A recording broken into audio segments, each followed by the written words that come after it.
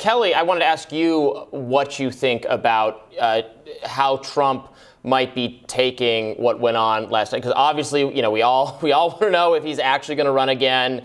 The sense really is that it depends, right, on how powerful and influential he still thinks he is in the party. Obviously, he is powerful and influential to a great extent, but how well his candidates are doing matter. So, what is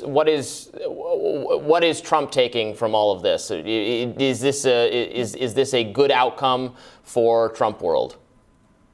Well, it's an interesting test, and for him to kind of test the waters by endorsing these candidates in these races, it really was a mixed bag, as Julia had touched on there too. We had a Trump-endorsed candidate in North Carolina with Ted Budd. You had an endorsed candidate with Madison Cawthorn not win the race. So there you had, with the Trump test, Budd passing, Cawthorn not passing. You had here in Pennsylvania, Mastriano, Trump-endorsed candidate for governor, passing this test. You have Oz, we're not so sure yet. But it's interesting with that race, you have McCormick, who we talked with on Monday, saying, he supports Trump. He is, happy to have members of his White House were there with him, Hope Hicks at his rally on Monday. So you're seeing still this kind of Trump world surrounding McCormick, even though he didn't get the Oz endorsement. So it's interesting. They're pulling on these strings of Trump still, but also kind of going their own path at the same time. So it's interesting where his effect comes into play in this. And I'm sure he's watching. I'm sure he's still, focusing on his wins in these states, and then seeing what happens as they head into the midterms. And of course, testing, his viability and what this might look for him if he tries to make another go at the presidency. Well, there were a few other races of consequence yesterday. Freshman congressman from North Carolina, Madison Cawthorn, as we've mentioned, lost his reelection campaign to Chuck Edwards. And in Kentucky, Charles Booker won the Democratic primary for Senate, sets up a race against Senator Rand Paul in November.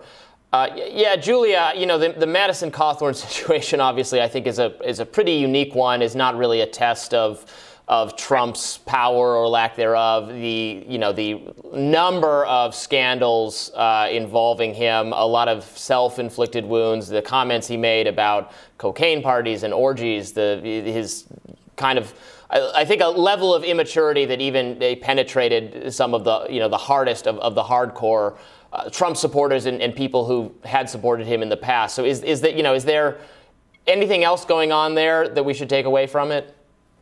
I think that's an absolutely fair point to say that Madison Cawthorn was obviously facing a very different and unique situation compared to other Trump-backed candidates. I will say that Trump still endorsed him, and I think there could have been the hope on Trump's part to potentially pull him over the finish line. That obviously didn't happen.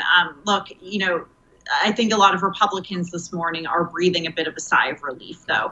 Madison Cawthorn was a huge headache, especially to Republicans on the Hill, especially to Minority Leader Kevin McCarthy. Those of us that, run around the Capitol asking members questions all day, Republicans want to be asked about inflation, crime, and the border. Well, instead, they were asked about what was Madison Cawthorn getting into next. They don't want to talk about that. So that's why you saw Senator Thom Tillis putting so much money behind his primary challenger, Chuck Edwards. But, still a bit of a break between Trump and the rest of the GOP establishment on the Hill in endorsing Cawthorn. I think it shows that Trump's endorsement maybe wasn't that strong enough to have him overcome those difficulties he was facing as a result of those scandals. But I think most people who would have endorsed Madison Cawthorn would have had the same. Yeah.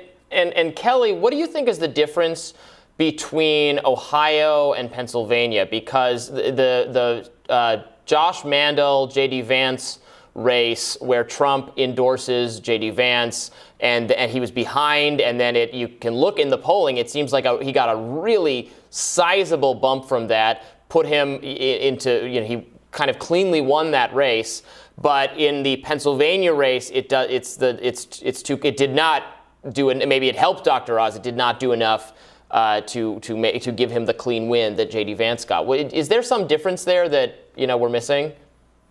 Well, it's interesting because people compare Ohio and Pennsylvania a lot. There are a lot of similarities, but I will say, being from Pennsylvania and talking with voters here this week on the campaign trail, I will say they just voted how they felt. Like we were saying with that one example, who was a Trump supporter, still is a Trump supporter, but still voted for McCormick. So for folks here in Pennsylvania, I would say it's hard to predict how they might vote. And as Julie mentioned too, we only heard from those that are registered Republican and Democrat. We don't know for the independent votes how they're going to sway. That could completely change. And we also still don't know how this race is going to go. I am still in Pennsylvania, as you can tell, in my hotel room.